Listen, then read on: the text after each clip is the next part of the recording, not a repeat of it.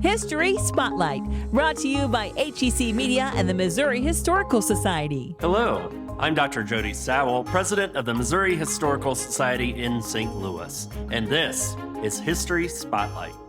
Soldiers Memorial Military Museum in St. Louis has a rich history dating back to its dedication in 1938.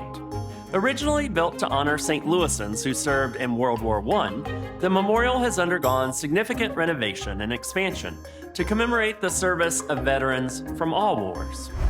Mark Sundlov, director of Soldiers Memorial Military Museum, sheds light on its rich history.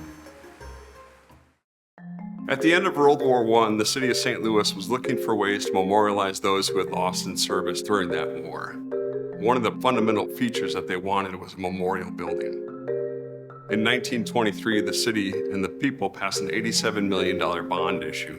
In today's value, that would be close to $1.5 billion. It was a tremendous bond initiative, and a lot of things that you'd expect from a city, like sewers, streets, street lighting. But they also wanted to create a memorial building and a memorial plaza. This is really one of the first land clearing initiatives of the city of St. Louis. The property between what we now know as Civil Courts Building and all the way down to Union Station was filled with 3- and 4-story buildings, factories, warehouses, homes, all kinds of different properties. And the city's vision was to buy this property up, clear it, and create both Memorial Plaza and Soldiers Memorial.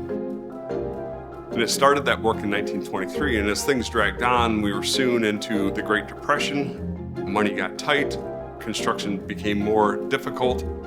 And so eventually, by 1936, the city reached out to the federal government under Franklin Roosevelt and his Works Project Administration and requested an additional $800,000 to finish the construction of Soldiers Memorial and the completion of Memorial Plaza. So Franklin Roosevelt came in October of 1936, stood on the corner of 13th and Market Streets, and addressed the people of St. Louis and dedicated the site and future construction of Soldiers Memorial.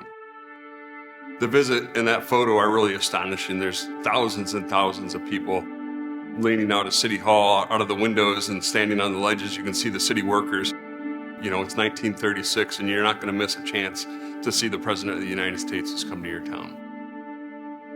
After the visit to soldiers, Roosevelt actually goes down to the riverfront and takes a look at what is about to become the Monument to Westward Expansion, which we all know now is the Gateway Arch National Park.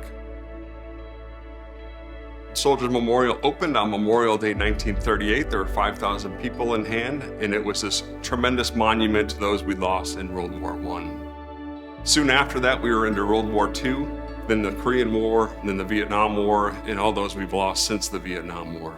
So to the block of the south of Soldiers Memorial, the city created the Court of Honor. And the Court of Honor is home to a tall, looming, broken bayonet statue that was sculpted by Hillis Arnold, a 30-year teacher at what we now know as Lewis and Clark Community College, along with numerous memorials listing those St. Louisans who we lost in those wars and since that time.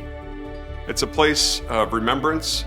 It's a place to learn about St. Louis history, and it's a place to respect and honor those we've lost in service.